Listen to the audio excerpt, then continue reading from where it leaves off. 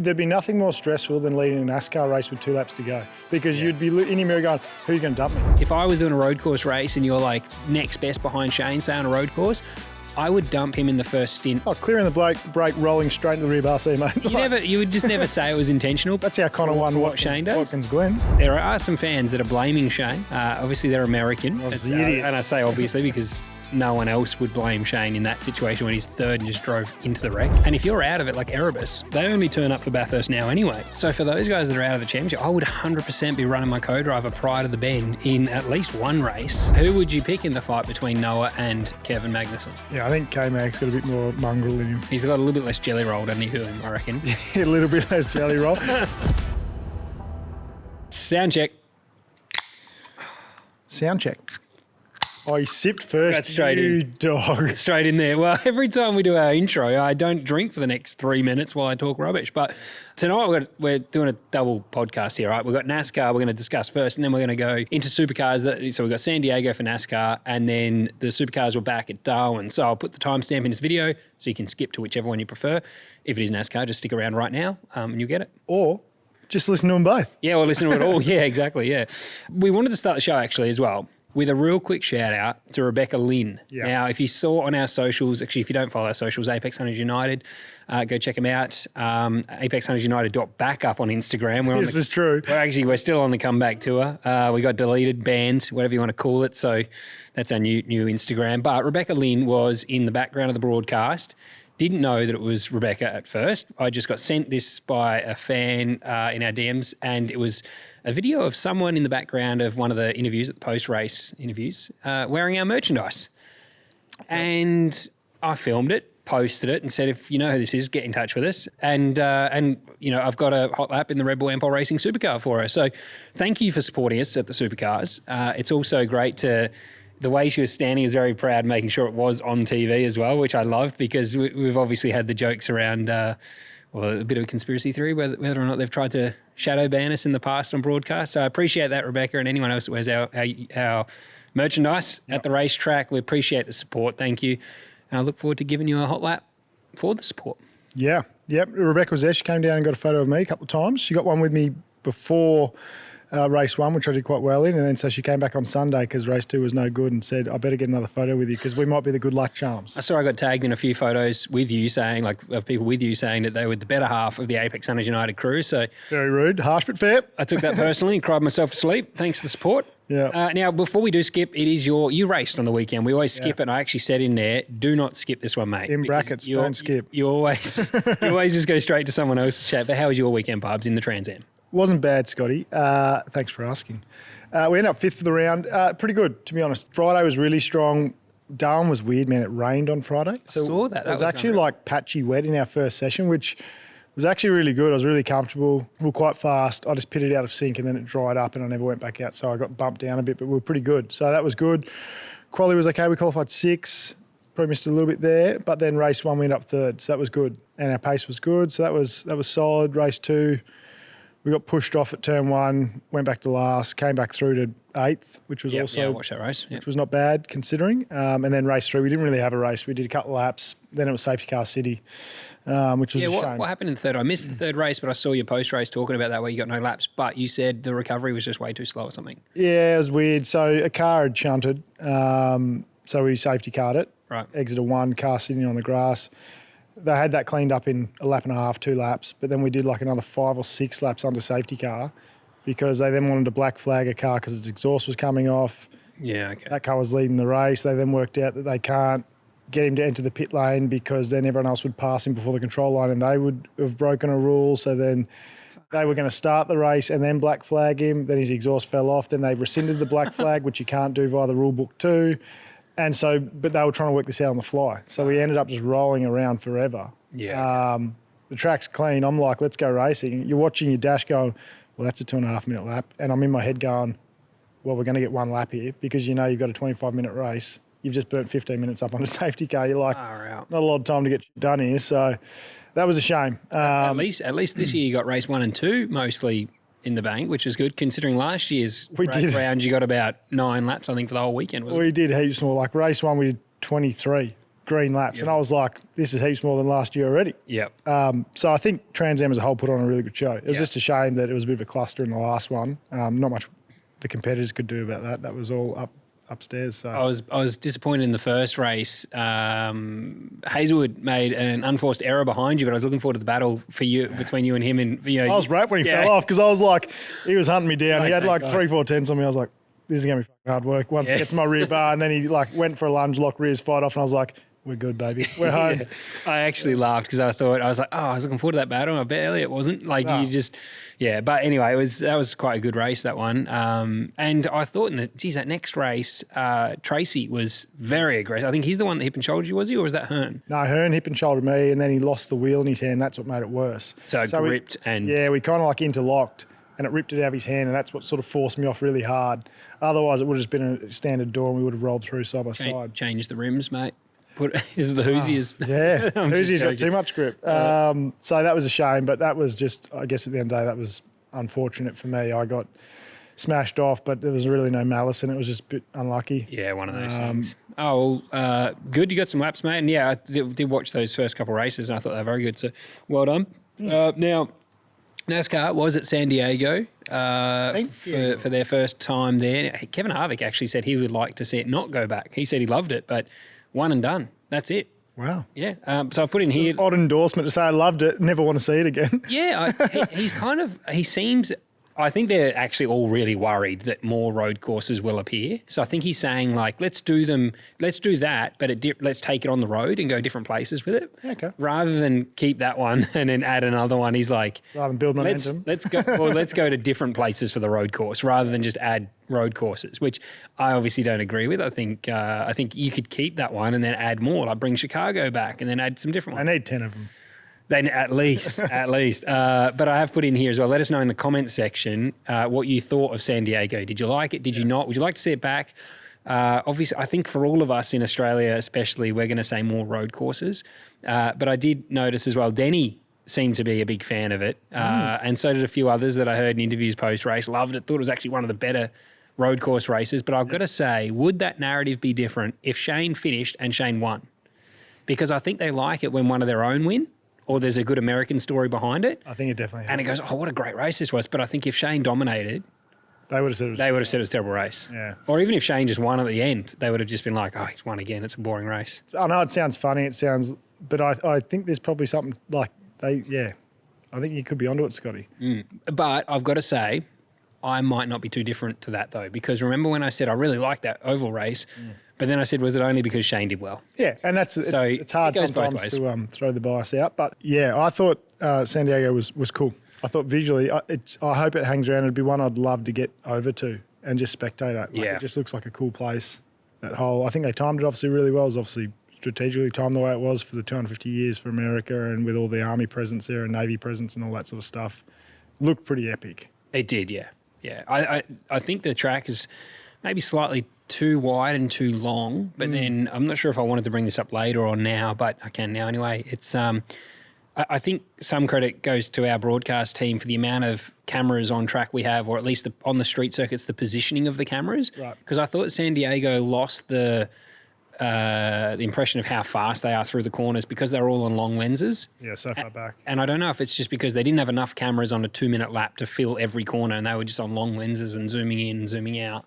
But I think if you go to, say, any of our street circuits, think about the camera angles that we use. Normally we're quite close and the doors are blowing the lens off the camera almost. Every shot from San Diego was almost from a control tower at the end of the straight, zooming in and zooming out, and you never really got these we have a lot of flybys. Yeah, we have a lot of wall cams. A lot. Don't we? And I really thought it lacked that impact that a road course like that has. So that was my takeaway. I thought on the TV, it didn't give me like a, whoa. It was a bit more like watching drone cam for the race. So, yeah, maybe 2 minutes is a long lap. So maybe it's just like they would need so many cameras to be able to fill every corner. And that's the difference. But I do think our production crew in Australia, our cameras are set up pretty well, actually. When I saw that, I thought our street circuits covered the event a little bit better on track. Yeah. Now, Austin Hill. Fucking Bobby. He did win on Saturday. He won the O'Reilly I don't Series. care about Saturday. But Sunday, Bobby Hill didn't make any friends again. And when he does this, he does it in a big way. He usually takes out the majority of the field like he did at Watkins a couple of years ago. But what was your thoughts? It took out Shane. Obviously, Zilich. There are some fans that are blaming Shane. Obviously, they're American. Obviously idiots. And I say obviously because no one else would blame Shane in that situation when he's third and just drove into the wreck. But what did you think of it, mate? What did you think of Austin Hill missing the apex and then what followed? Yeah, he's just... I was ropeable when it happened. I could have thrown my phone. Yeah. He just fucked up at the end of the day. Like he well overcooked it, locked the France, just sent it in hard, took out poor old Zilich with him, pushed the wall back, and then everyone else that was behind him just all piled in. Like it was very average. And I think the speed Shane carried through there, okay, like because there's a wreck at the other side of it, it looks like he's carried too much speed. That's what people are trying to cling on to. He's carried that speed, not expecting old mate to be 2 car widths off the wall and drive it straight on and cause a wreck that he's going to arrive at. But also Shane was only just clear from Riley Herbst, I think it was, on the inside. So for him to cut across the nose of Riley there would have been a bad move. People saying that Shane missed the apex. He would have been leaving. It was only just clear as he got to the apex. And he carried a lot of speed, but he wouldn't have hit the wall on the way out of the corner. He was making it. It's only that the two in front of him wrecked. And for me, it's just Austin Hill, sometimes it's like he leaves his brain in the back seat and he just forgets. I mean, bombed it into one so deep. And this is, in America, this is one that I wanted to talk to you about, is you know how they run side by side a lot on the ovals? Running around the outside of turn 1 on a restart like that, I thought even if they leave you space, like turn 8 at Adelaide on a restart, say, if you went side by side through, it wouldn't matter how slow you went. If you're on the outside, you're going to end up in the wall.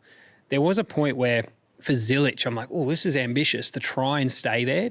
But then I thought, well, in America, the guy on the inside will always leave space. And that's where Austin made the mistake and didn't. But it is funny, the different racing, that crash I don't think would have happened here in Australia. Because if you were on the outside on a restart, you would have funneled into second and you'd be single file by the exit. Whereas there, they like to run side by side everywhere and no one squeezes them. Well, over there it's hard too because over here we use all the road. Yeah. But over there, half of them stay 4 or 5 metres off each wall. So you think, oh, there's going to be room anyway because he hasn't gone near the wall all day. Yeah. Like they drive around mid-track, some of those guys on the road courses. Yeah. So, yeah, you're right though. I mean, and Adelaide's a good example where we have corners like that. There's generally a marker where you have to be single file. Beach chicane at surface is the same. Yeah, it's like an agreement. If you're not in front, you got to file back in by a certain point to stop that shit happening. They obviously don't have that over there, but yeah, we manage that stuff a little bit different here. Yeah. But it was super disappointing, obviously, for every Aussie and Kiwi that was backing Shane and wanting to see him win. And typical for it to be Austin. Yeah, and it was just, I mean, he wasn't scheduled to do that race. Obviously, unfortunately, he's in that car now with what's happened with Kyle Busch. But, yeah, it's just shit fight. And, yeah, just it pushes to that narrative, as you say, like there was some feeling there when they were doing Xfinity a couple of years ago with the birds out the window and stuff and a few of the dice. So, anyway, the Shane fans are going to get it on Austin Hill's back like we are. Yeah. The Americans or the Austin Hill fans are going to say Shane stuffed up or Zilich stuffed up, but... It's frustrating that he got given the dispensation to race the O'Reilly Series and the Cup Series because without doing the O'Reillys, he may not have even been competitive enough to be up in that position and take out some of the contenders. Like Shane now may not make the chase because of that. Yeah. Well, and that's what's frustrating with it. He should have known better because he raced Saturday. Yeah. He had more laps around that place in a race situation than anyone else on that grid. So he shouldn't have been the one to make a mistake like that. Do you think ego gets involved when he's got the 2 best road course races on his outside, thinking, I can do this, I can beat these guys, bombs it in and 100%. He's probably riding high on yesterday's win on Saturday and thinking I'm the man. Yeah. And then he's also probably seen who it is and gone, you guys. Yeah. It was obviously shit. I was fired up. I think most people were fired up. So it came at an opportune time for me, right? I couldn't get away from the TV yesterday morning, and but I did have a podcast with Murph planned for 9 a.m. And I was thinking, I'm going to have to leave home soon. And literally there was a wreck, that wreck in particular. TV was off straight into work for the podcast with Murph. So I appreciated it, Bobby Hill. Thanks for the shunt there because it gave me the reason to just slam the remote down and walk out of the bedroom. So it was, disappointing. Gutted as well because we didn't get to see it unfold. I'm like you though, mate. I was just really hoping for a solid points day for Shane just to really get him into that chase. Yeah. Because Sonoma's this week coming up. Yep. So 2 back-to-back weekends, if he has a good run, I thought, beautiful. He's going to be well and truly in the chase. Look what it's done for Bubba Wallace, just a few back-to-back good ones. He's 11th, I think, in points now, which he was behind Shane not long ago. And yeah, this one, like you say, this San Diego and then Sonoma would have been a good opportunity for him to, even if he got like 2 top 3s. Yeah, didn't have to win them. Obviously, you would hope for more given its road course, but if he could get 2 top 5s even, his points going into the important part of the year would have been, he'd be well in the top 15. He only need to be, I think he was 15th, needed to be top 16. He's now 17th after the weekend. So yeah, and we've seen the point shift with Denny's now only 8 points off Reddick for the lead. Reddick obviously very unfortunate. He was duking out for the lead. Great battle with him and Corey Heim. Yep. But he cut a tyre down with that contact, obviously. What was it, though? Because the front left is what went down. Contact was front right. Oh, was it front and left? that's why he said he wasn't sure where he... Oh, sorry. I thought it was the front right that went down. Right. Okay, well then, left. Don't know. But he's had a tyre go down and that cost him. So, and Denny rolled around for a beautiful 14th position, I think it was. So he's actually got some points back. So it's now within 8. I couldn't believe that either. And when the tyre went down, so Denny must have actually made some spots in the last couple of laps as well. Like I think he was 17th when the tyre went down and got to 14th. Yeah. And so Reddick is a disaster. It's now 8 points in it. I think you said that. So it's close. I do want to hear, like, it's going to be a bold call though. Like, is Denny going to win the title? Yep. Oh, you've just jinxed him. No, I haven't. I was thinking if you jump at this, because last week I speculated about something and you were like, shut your face, shut your mouth, you're going to jinx him. And you've actually I'm just with called it. So you've called it. He's in a sweet spot. Okay. He's riding high on the confidence. He's just so, and all that stuff at the end of the year, he's so damn good at all those races. Yeah, I'm with you. I agree. He's had enough bad luck at those final stages across his whole career, really. So one's got to fall for him, and it's going to be this year. Hunters, I just want to take a moment to thank one of our fantastic supporters, Shaw & Partners Financial Services. Shaw & Partners are a leading national investment advice and wealth management firm. They act for and on behalf of individuals, institutions, corporates, charities, and family offices.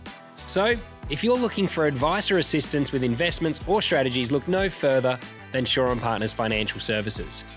With a 35-year history and 8 offices strategically placed all over Australia, their financial advisors are within reach and ready to provide tailored solutions and advice. For more information, follow the link in the description of this podcast. Back to the show.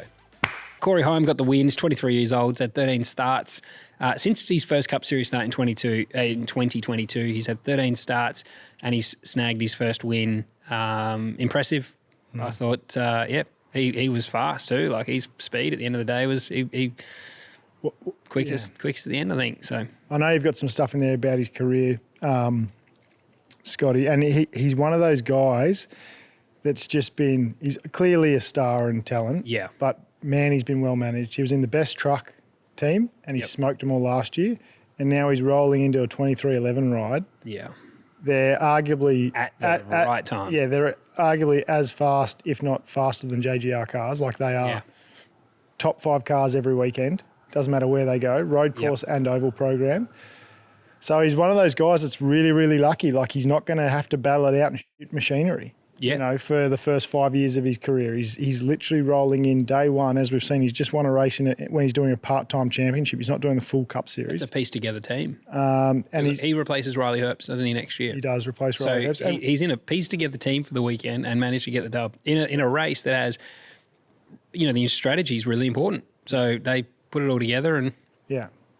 So, I do think that's worth mentioning because you do see that from time to time. Some guys get lucky and spend their whole career in top machinery. Yeah. And it looks like he could be one of those guys. So well done to you. Well played. I mean, top teams pick great talent. You're not given that stuff. You're there for a reason. But I was just thinking it today. I was like, man, he's lucky because like that Tricon truck he was in last year in the Toyotas, it was the truck to have. Yeah. Caden Honeycutt's now running in that and things like that. And he's winning races and up the front. And good on him for just always finding himself in good machinery. It'd be nice. Yeah, and like you said, there are some people that are fortunate like that and they get the whole career in good machinery and then there are ones that maybe are like, Kevin Magnussen raced on the weekend. I think he's one of the best I've ever raced against. I raced him in British Formula 3. But other than when he got that shot at McLaren at the start, he was, you look at Haas. So one of the arguments, like, what's he ever done? You're like, mate, he was a Haas for a very long time. Like, what? Yeah. They're not going to win. Yeah, win. And that happens a lot. You see drivers not necessarily getting the best equipment. And then you have some, like I remember Shane telling me in Supercars, like, I've never had a bad car. Yeah. Like I started at Stone Brothers and they were the champions the year before. And then he went to Techno first year when they had all the new cars from, from Car of the Future, when they just went to that as a full T8 program, and then Red Bull. Yeah. Brock Feeney is another one. But yeah, it's just obviously when you're good enough that, you get those opportunities. More often than not, you're going to get those opportunities because talent does rise. But it's also, when you think about it, it is rare because there probably is only, like, especially in supercars here in Australia, there's only been, especially through Car of the Future era and even, I guess, pre that, there's only ever really like 2 teams that are worth driving for if you're going to win a championship. And, so there's 4 seats, say. Yeah, correct. So it's still rare, even though you say, I say the talent often... It's timing as well. There. Timing is everything. Like, you've got to be coming up at the right time when someone's retiring or someone's getting booted out. Brock Feeney, Jamie Whincup. Correct. Whincup retires. Perfect timing. Feeney's set up, ready to go in. Perfect timing. Yep. So, but well done, Corey Heim. He drove the wheels off that thing. And as he wasn't given it, he was racing Reddick really hard. He actually got Reddick. Yeah. They were duking it out. Interesting to see the readdress come back in. You don't really see that quite often in NASCAR, but Shane readdressed on, I think it was Busher when he turned him, which, Shane obviously has that supercar background, so that's not uncommon for Shane to do that when he feels he's done someone wrong. But then Reddick to do it to Heim when he got into him and thought, that was probably a bit uncalled for, or I don't want to win it that way. He rolled back off, let him get back in front, and then unfortunately for Reddick, he had the Tiger down. But that was interesting. You don't see it a lot in NASCAR. I rated it. I actually thought it was good. Kevin Harvick said today something he would never have done.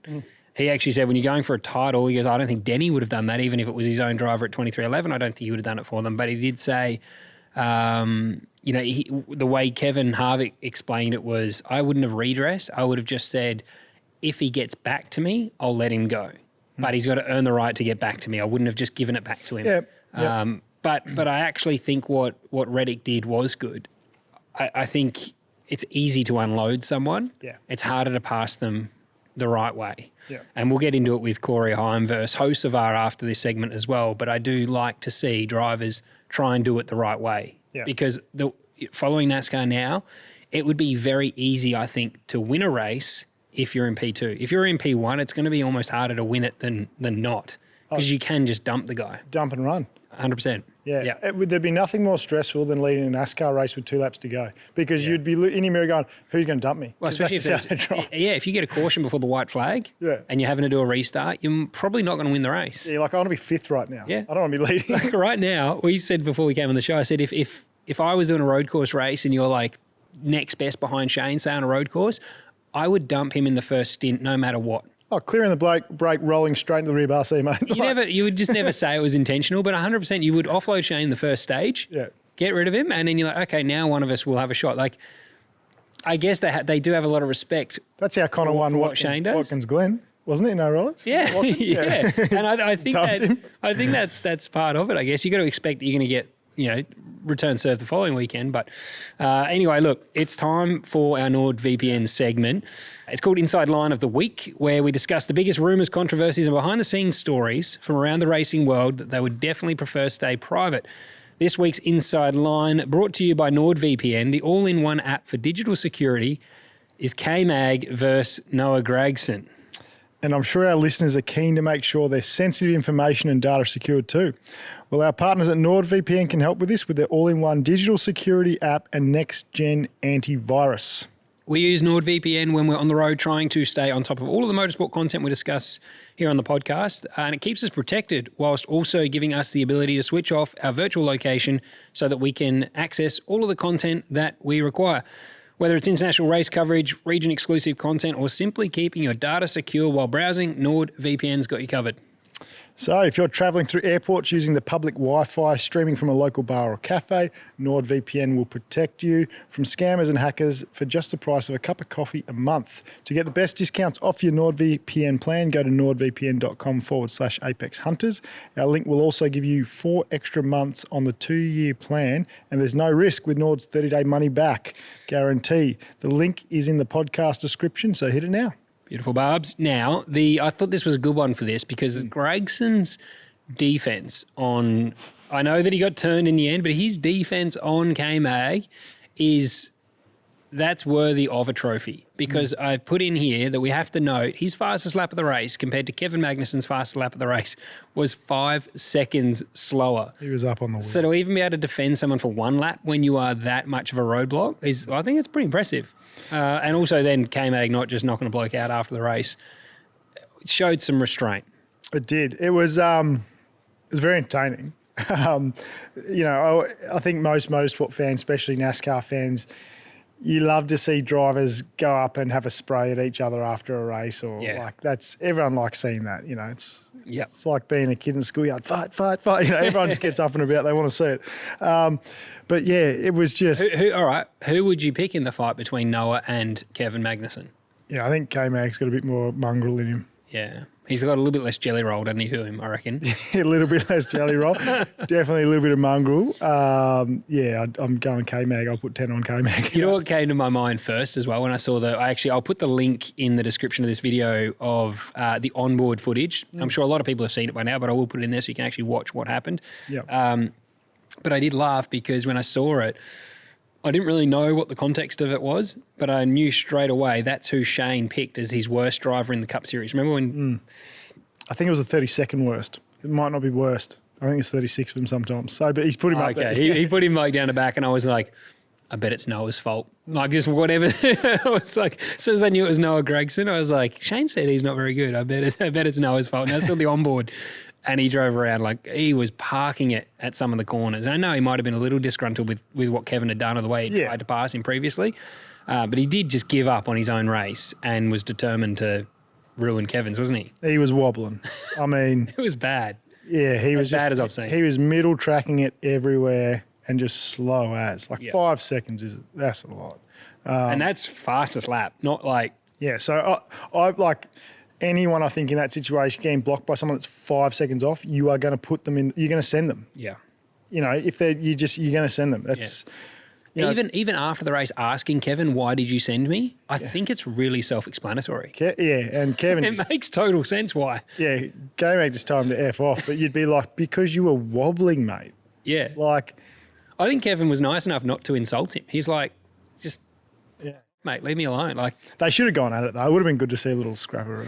It would have been good. I've got to say, I like how calm K-Mag is whilst he's telling someone to fuck off. He's like, just get out of my face. Yeah. And then he's like, he goes, which is funny.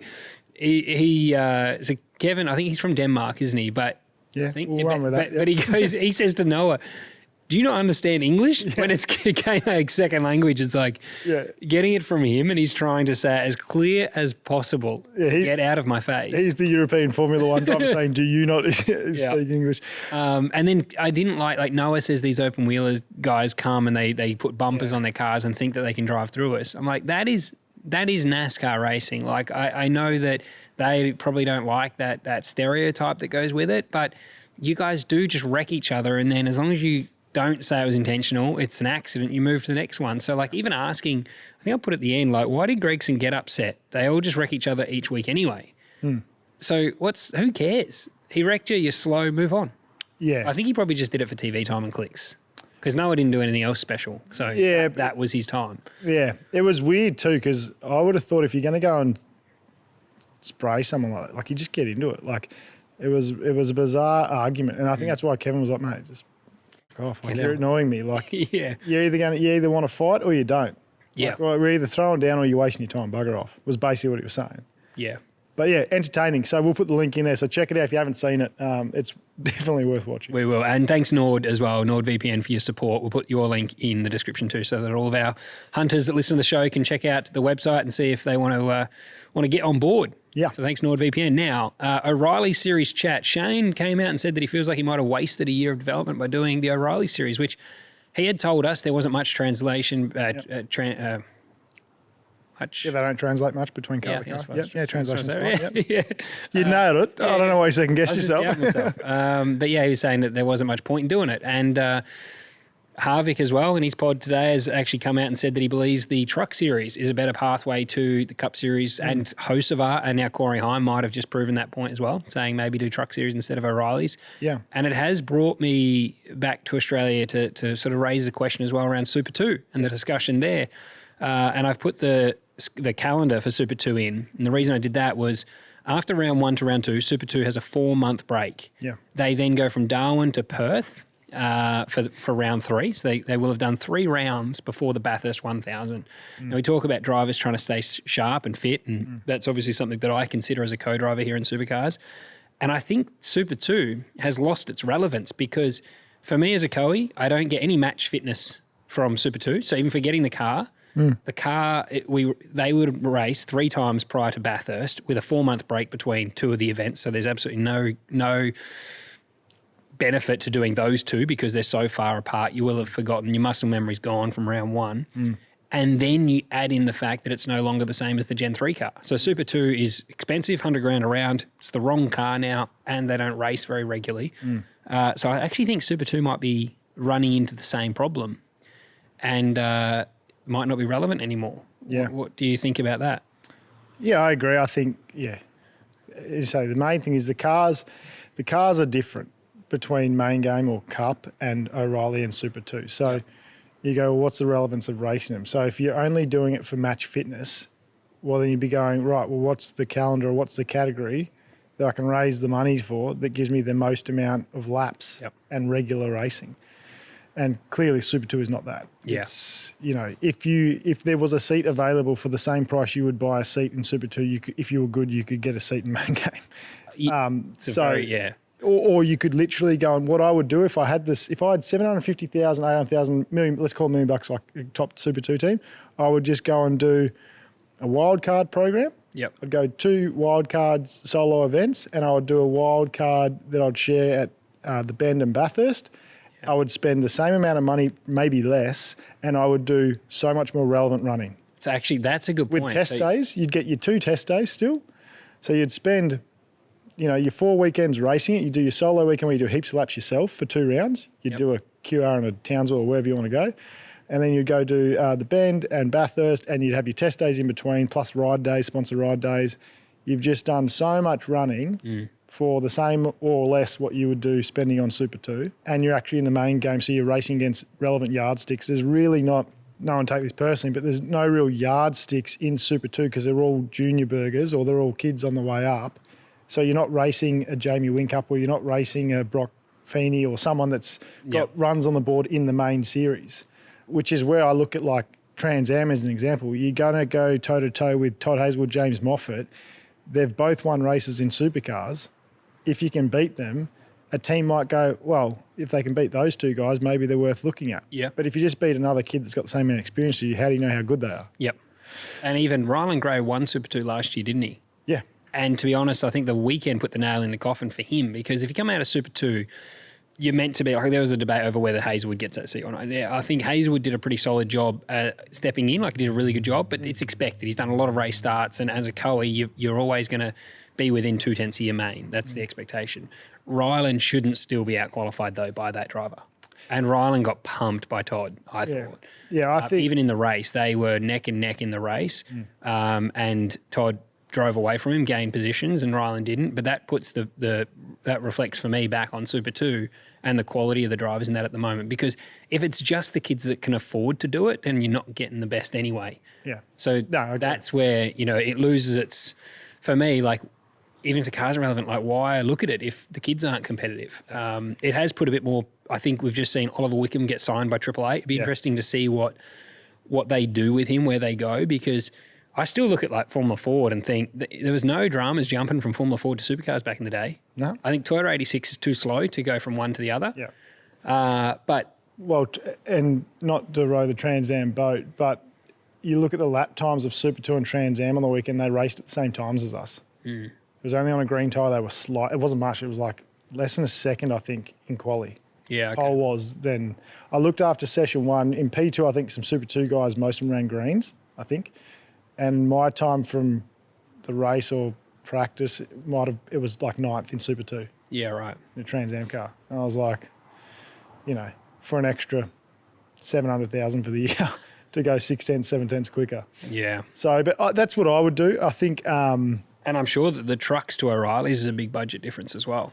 Yeah. And it's interesting, I was having this chat with someone on the weekend about someone wanting to go to America, and Marcus was actually saying what he would do. Right. And, you know, late model racing over there. So I know Kevin Harvick, his young fella, and Kevin are both doing the cars tour and late model. I would, if I was going to do a program, you would just do some late model stuff through the cars tour. You would do truck series. And if you want some circuit, like road course experience, you'd go and do the TA2 series over there. Yeah, okay. You'd do select rounds in TA2, which is like Connor came from TA2. Yep. He's obviously great on road courses. And that cars tour, the late model stuff, they're just racing their ass off the whole time. So like they get heaps of racecraft, heaps of awareness, short track racing. They're racing all the time. So as you said, muscle memory, just always in a car, always feeling the edge of a tyre. Yeah. Obviously the pathway would be very different here in Australia, but I thought it was a relevant convo because I think we're facing a similar issue here with Super 2 and how well, like, I mean, if, for instance, Brock Feeney said on our podcast he would not do Super 2 and main game on the same weekend. So as a young driver, doing a full Super 2 program is a waste of time. Don't do that at Bathurst. If you have a co-driver role, do not race your Super 2 car at Bathurst anymore. Whereas for me, back when I did Super 2 and jumped straight in the supercar, but it was the same car. Yeah. 2012, pre-Car of the Future, it was the same car. So I just went from one to the other. They were both 888 cars as well.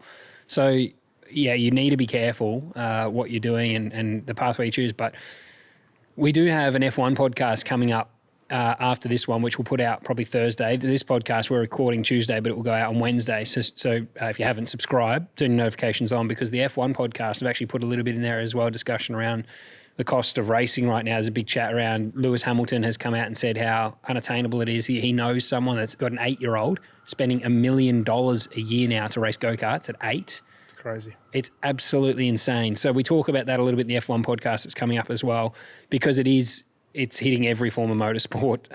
And yeah, I think it's a talking point. It's worth listening to if you're interested in motorsport and how you want to go about it, but choosing the right pathway. It's not easy, and the problem is, well, the teams are still stuck in this. We need Super 2 drivers because the car is relevant. And that's the unfortunate problem until that mentality changes. And we know why they're doing it because there's main game teams that run cars and that's how they make money and all that stuff. They sell parts and understand the business side of it, but from the sporting side of it, it's just wrong. Yeah. Trying to force people down that path to make a career in this country is just bullshit. Well, like super license points, you 100% should be getting as much or more, as many or more points in the way of super license points for Trans Am. Yeah. Because the level of competition is a lot higher in the front of the field than it is in Super 2. And we've seen that now with Rylan Gray. And I've said this for a long time. Everyone always says replace the old guy. I guarantee any of us, like Todd proved it, would get in the car that's fast on the weekend and be near on the pace straight away. I think Todd was half a tenth off in that qualifying session from 5th. Yeah. He literally just jumped out of a Trans Am car like 5 minutes before. Yeah. Completely different. Like you couldn't get more different cars. And people, though, were calling Todd useless when he was full-time. But it's the car he's in, right? You run around a shitbox, you're going to look like an idiot. And that's just what happens. Put him in a fast car. Like I think Bathurst last year, I was the third fastest for the whole race. The year before when I was at, the year before that when I was at Team 18, I ran around 16th. So I didn't race for a year, come back in a better car, and I'm 13 spots better. Yeah. I don't think so. Like, it's not... Yeah, you literally sat on the couch for 4 months and then went better. Yeah. It's the who remembered who forgot. So, Super 2, unfortunately, like I saw the O'Reilly's thing, Shane's chat. There's no right or wrong answer, I don't think. No. But Super 2 for me is starting to become similar to that, where maybe you could find a cheaper alternative that might be better. I know the Cup Series, the O'Reillys and trucks is a bit different because they're saying that the Truck Series car drives more similar to the next-gen Cup Series car than the O'Reilly's car. So that's different. I don't think like Trans Am or, I don't think one over Super 2 is better than the other. It's more budget here related and also the schedule. But I think Formula Ford is becoming more and more relevant as well. I think that's coming back. I hope it is as well. I think that's an affordable way. We've heard Adam DeBore told me he's doing it with his son because it's cheaper to do that. It's a family-run program than it is to go go-karting. Yeah. It's definitely just a mind shift needs to happen here because why there's people in Super 2 is because they know that's a sure way to, one, get your super license. You can roll around 15th to get your super license. Yeah. And also there's a chance that you can get COE out of it. Yep. Where unless you've already been in supercars, they're not going to pick you out of out of something unknown, or like unless you do your own wildcard program or something. That's the only way. And it's a mentality shift. There's no right or wrong, as you say. It's just that's the way the sport pushes people down. I hope you're enjoying this episode, but I do have to interrupt just quickly to thank our fantastic supporters that allow us to create the content for you. East Coast Car Rentals. If you're in the market for a rental car, think of those guys.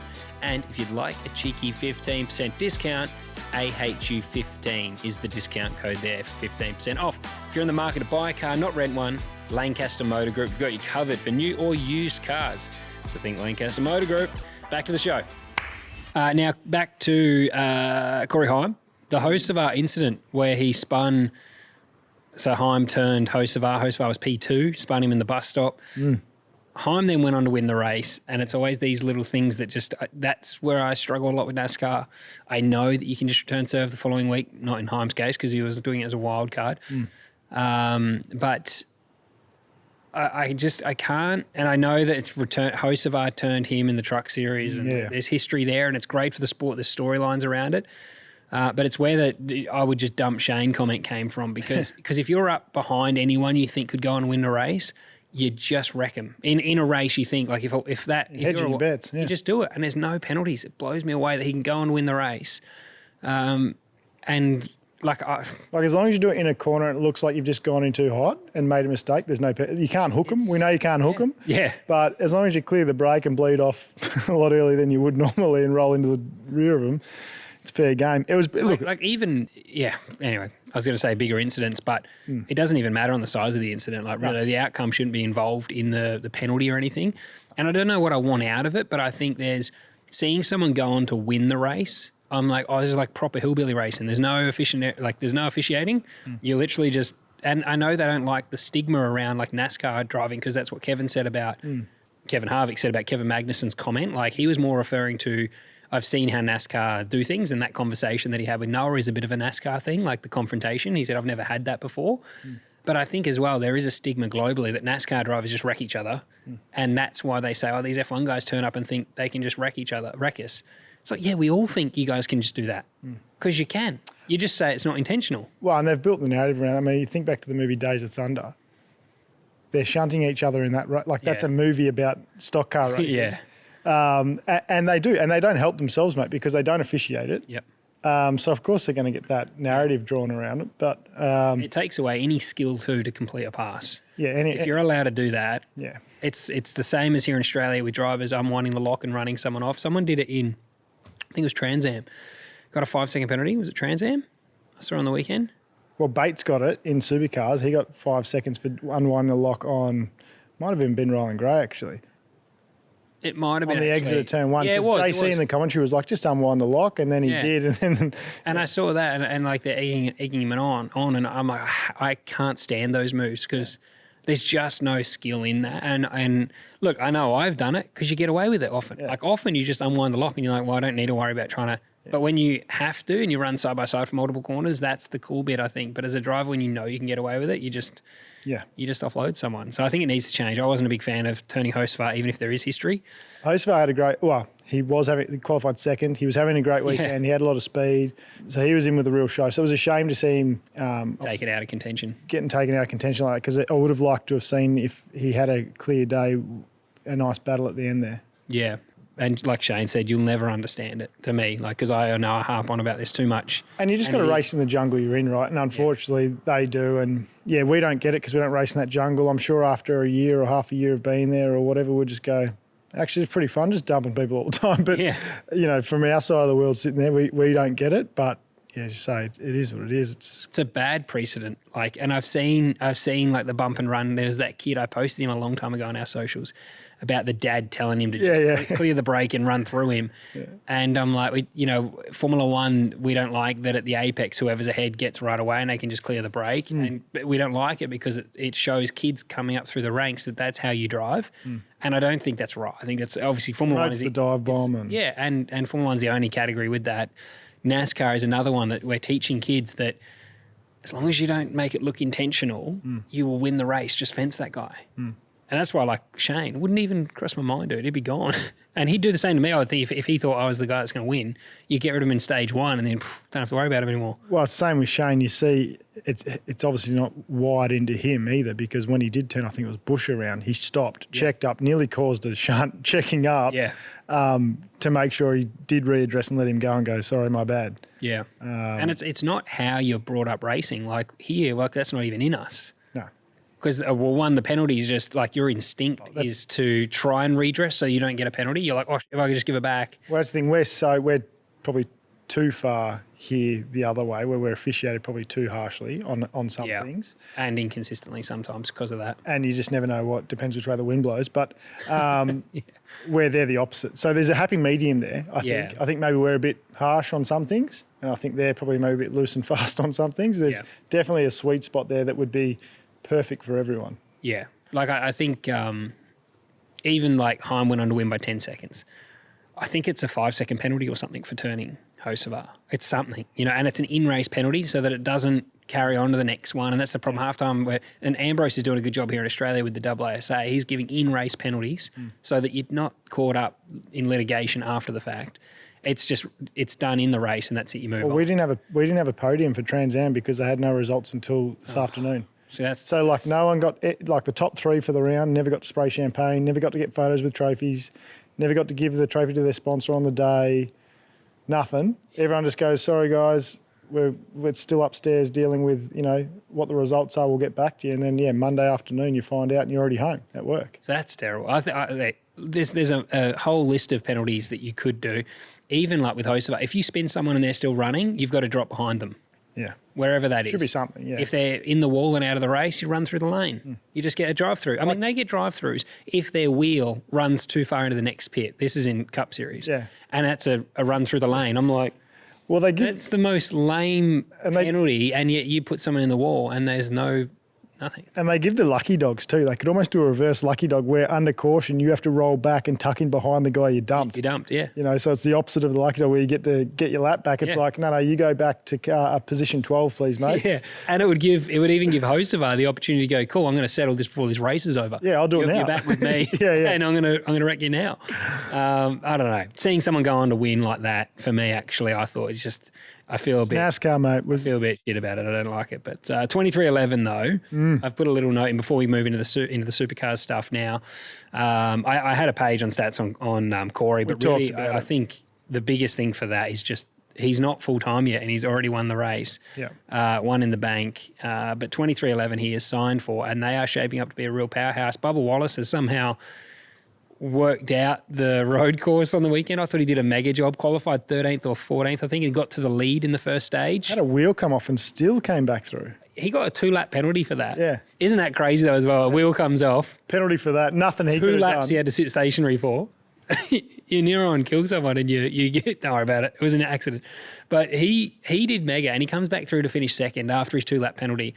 So Bubba for me was driver of the day, I thought. Yeah, it's a good call actually. He kept his head as well. I know he got angry in the moment when the front wheel came off, but he does have this chip on his shoulder mentality sometimes. And I thought this weekend he did a really good job to keep it all together, bounce back and reward the team with a P2. And road courses haven't been his forte, but he has put in a lot of effort, I think, in trying to learn the road course. He did the Mazda racing last year.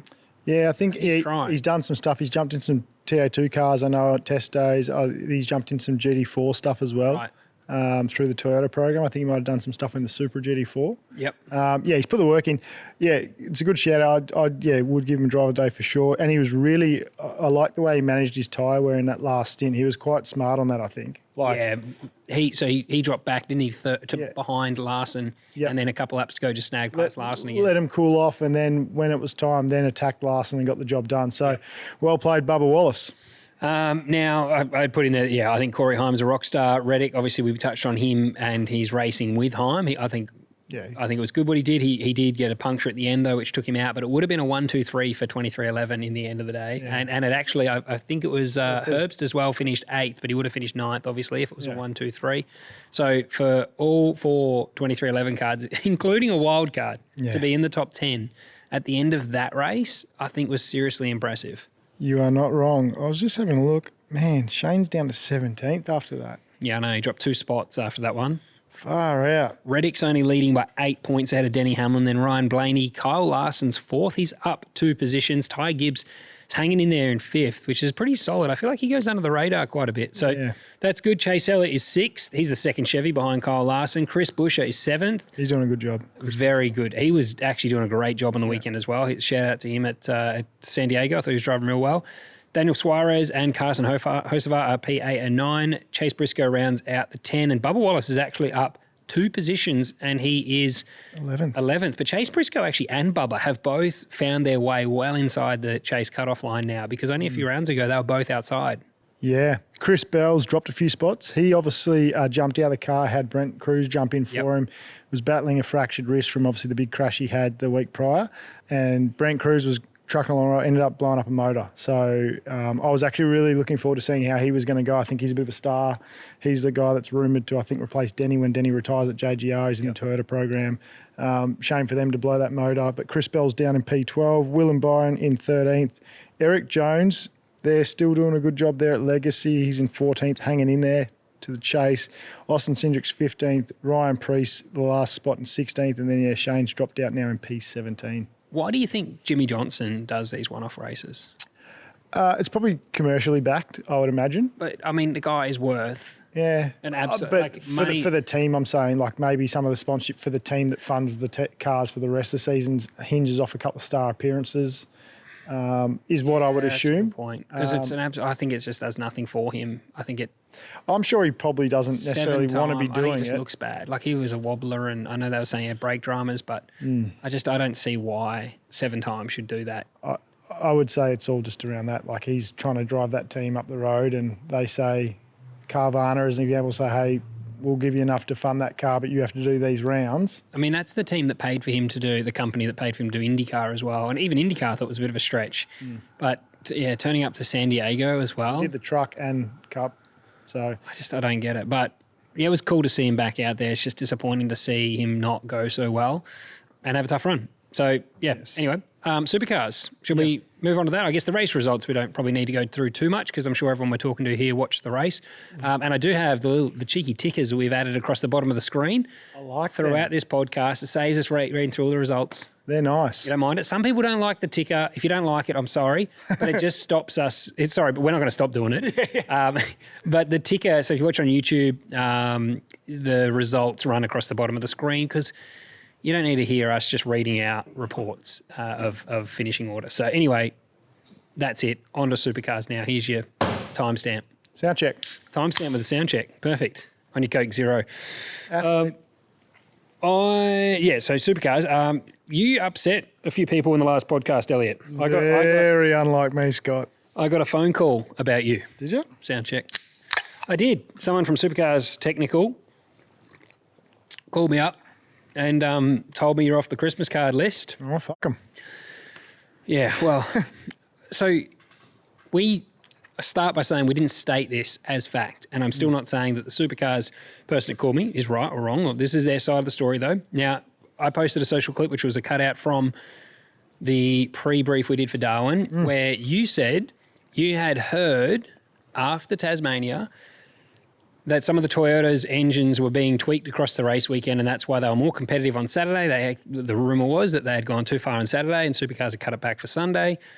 Supercars called me, didn't appreciate that statement. I said, hey, we literally said, we didn't say this is what happened, by the way, but they have said we haven't touched an engine across a Supercar weekend ever. Right. So that's what they've said. And I'm not saying they're lying or not lying. That's just, I said to them, like, I'll say, look, it's up to, I'll say this is what's happened. And I don't have any reason to say that they're not telling the truth. So I would say they're right that they don't. I mean, the reason I said it's easy to believe, Whincup said on our pod that he questions whether or not it's being done across weekends because he sees them more competitive one day than not the next.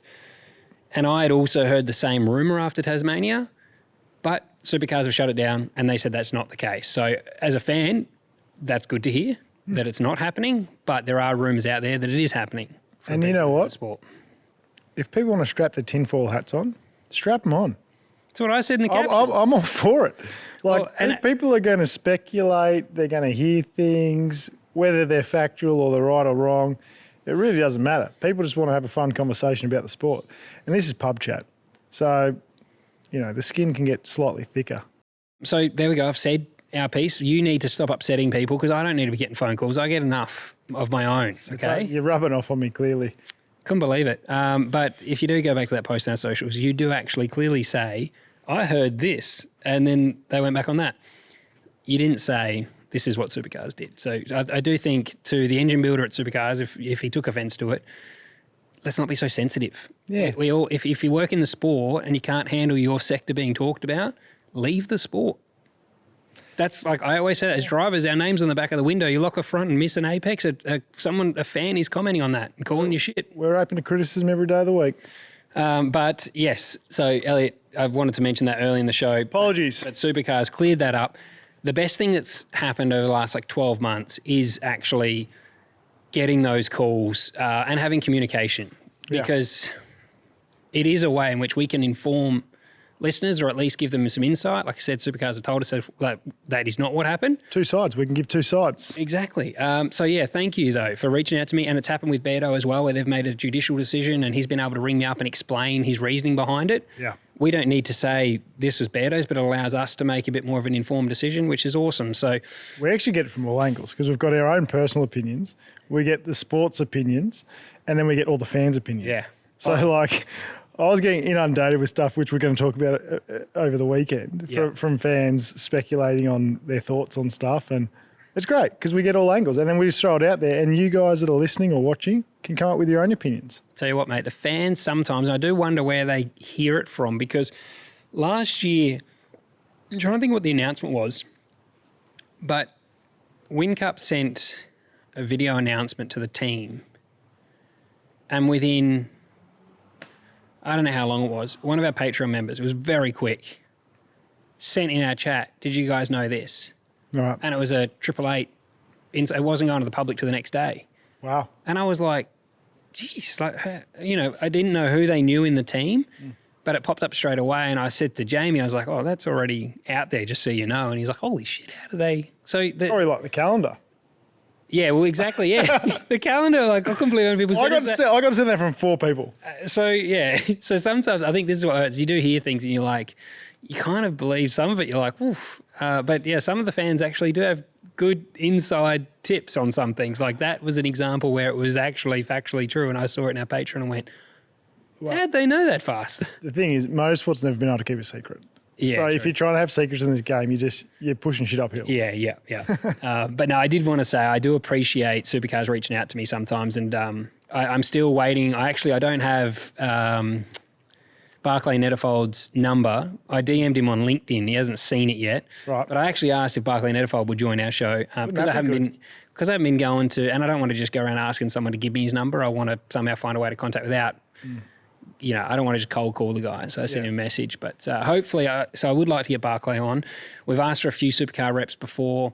We did ask for, everyone calls me biased, but I actually asked Ryan Walkinshaw to come on before I asked Jamie. And that was part of a sporting segment we wanted to do. We thought we'd try and help the sport by do GM, Toyota and Ford. All the homologation teams. And Ryan was meant to be on before Jamie, actually. But he just fluffed us around and didn't turn up, and we can't get a Toyota rep, I think, because they're too sensitive or precious and they're not going to come on. But someone from Supercars would be good. We're constantly getting decline of people wanting to come on. They're like, drivers aren't allowed, team reps don't want to turn up. But if Supercars would come on, that would be awesome. Love to talk to them and give them a voice. This is their place, unfiltered. Something positive, Gen 3 has created a monster. It has. So I wanted to get into this from the weekend because I think it's copped some flack across the last few years.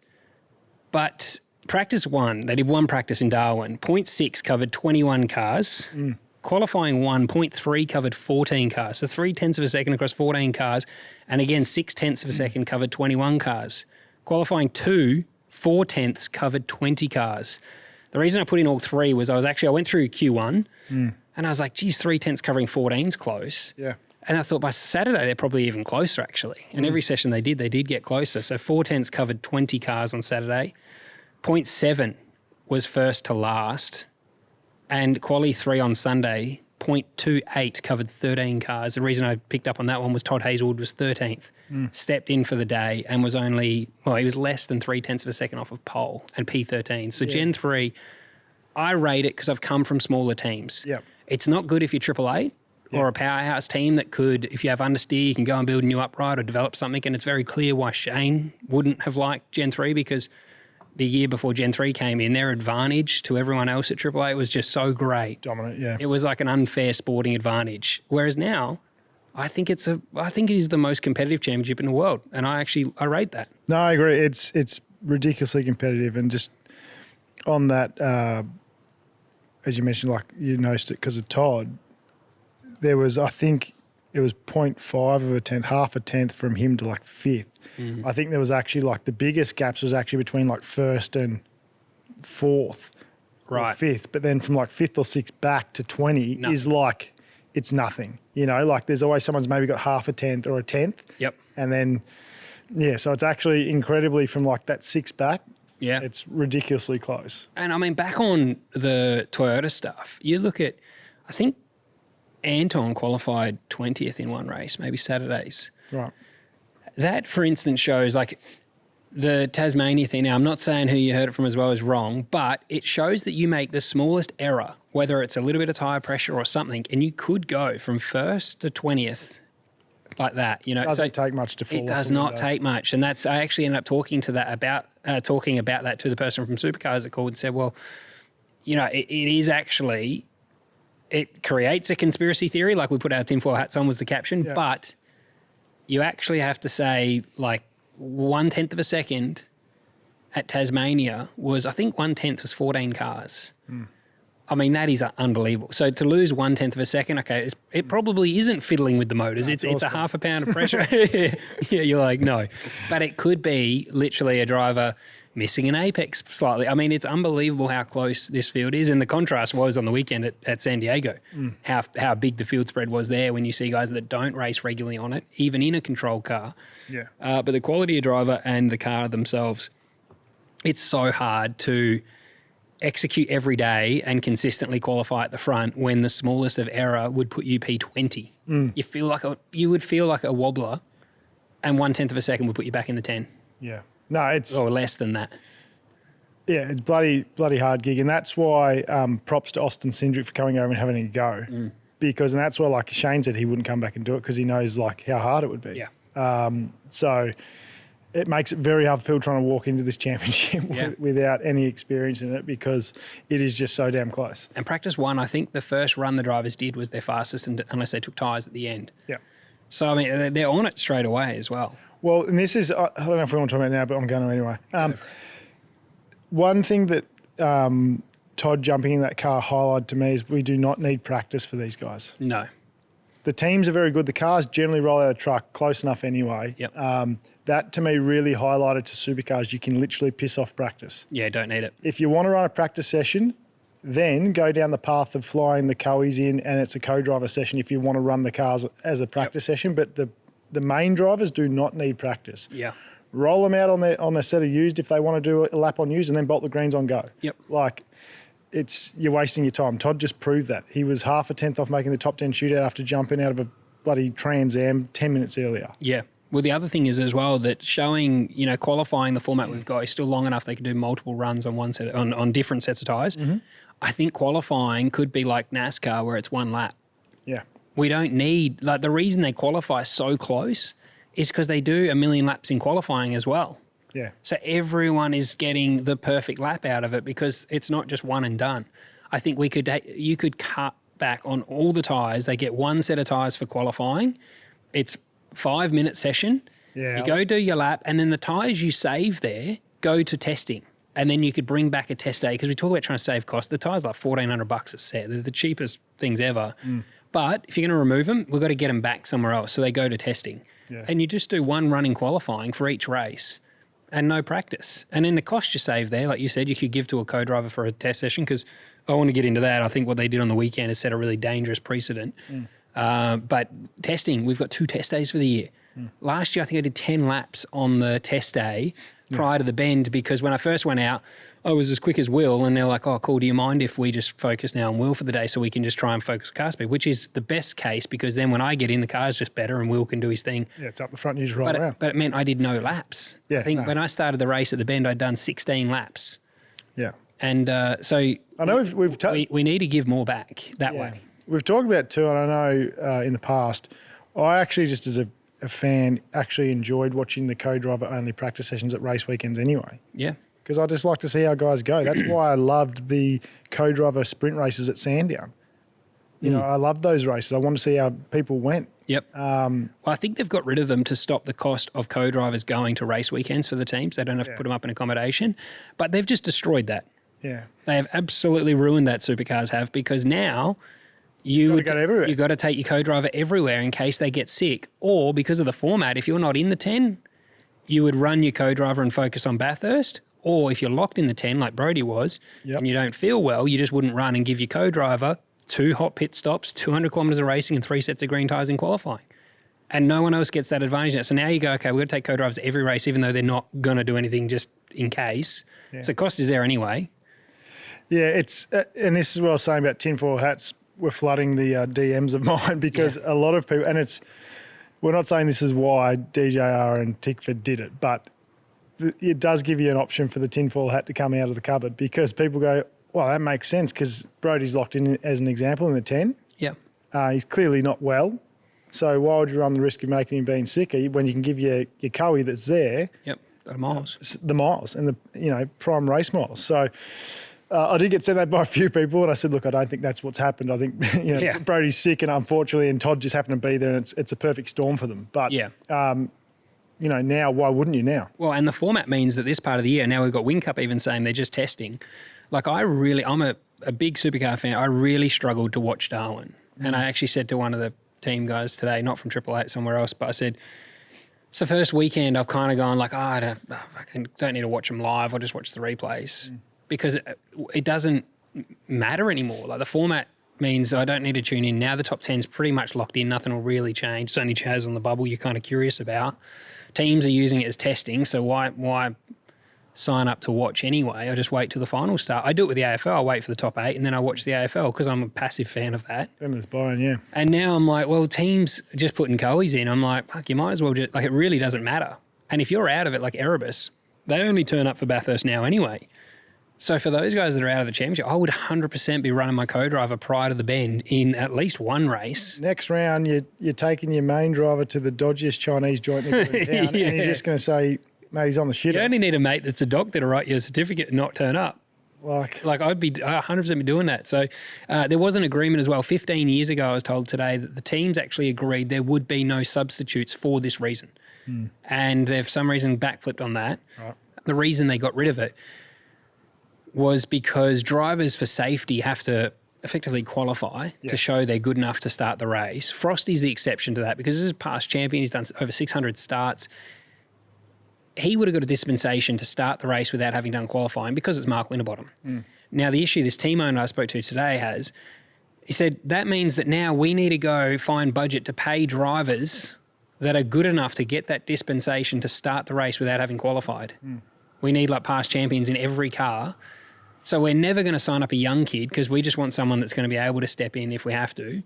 So Supercars should never have allowed Frosty to start the race without having qualified because that's a dangerous precedent to set. Yeah. That's 100%. The way it's opened up a grey area now. Yeah.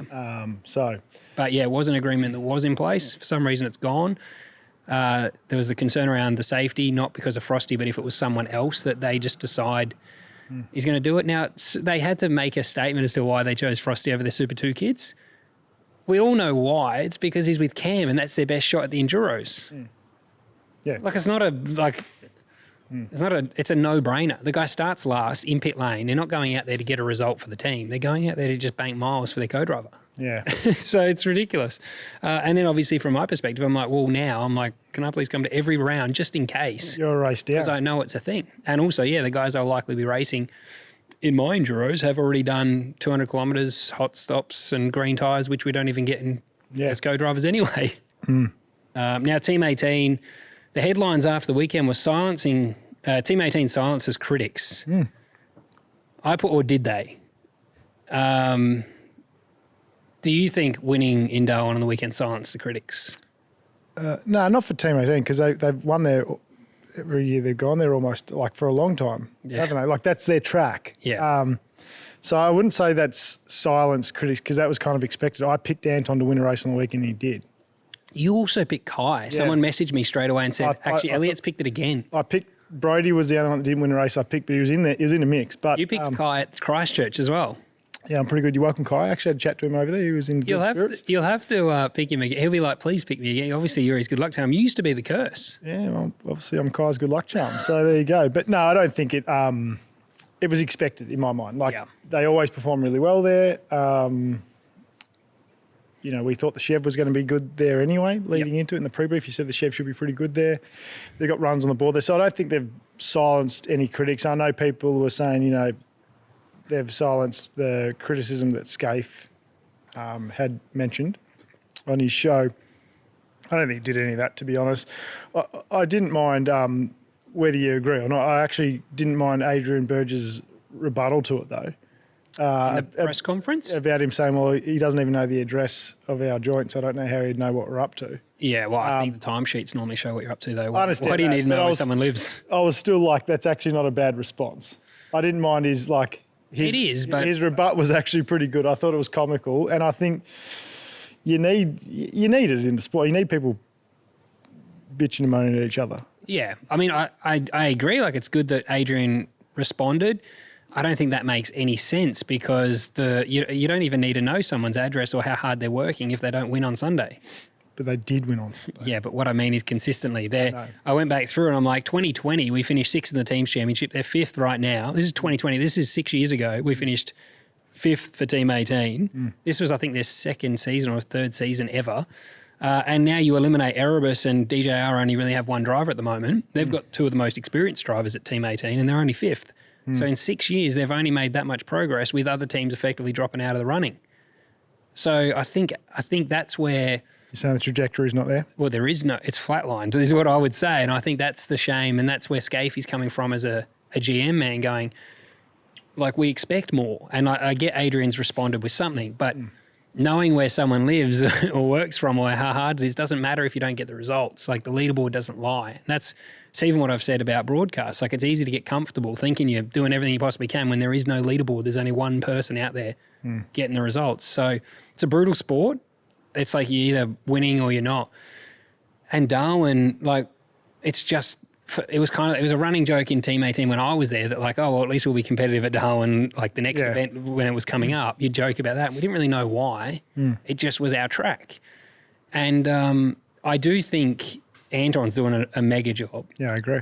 Dave's really struggling.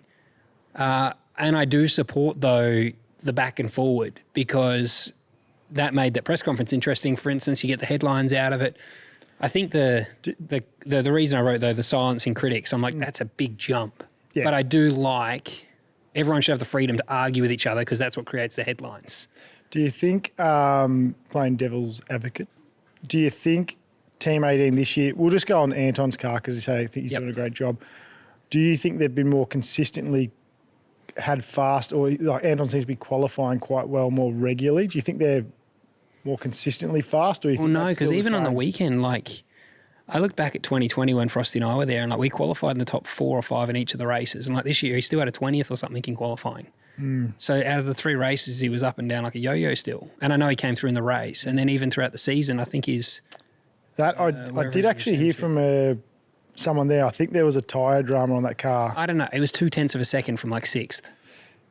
Yeah, but that's why I think it was a small, like maybe a potential small pressure but everyone's drama. Got the same story, you know what I mean? Yeah. But like Brock qualified 17th or something as well, or 13th. And then I think Ryan Wood was 17th in one. Everyone has the same story of like a little error. But that's what I mean. You talk about consistency. Yeah. Everyone has little things. Yep. But I think like you look at Penrite on the weekend, they're just like boom, boom, boom all the time. Like unfortunately, that is what Penrite to me, Team 18 have to be doing. That's what Scavey's saying. Like you can't ever be 20th because that's inconsistency. And there's always backstories as to why you weren't good and then why you were. I think like Penrite's punching is this consistent. Like I think they're doing amazing. They're the team for me. Yeah, and I think that's all Scafey's saying. He's saying that he thinks that's what they should be achieving, and I don't think you can go MIA at any events. Like Dave finished second, at Tasmania, and then he's MIA again in Darwin. That level of inconsistency you can't expect out of a homologation team.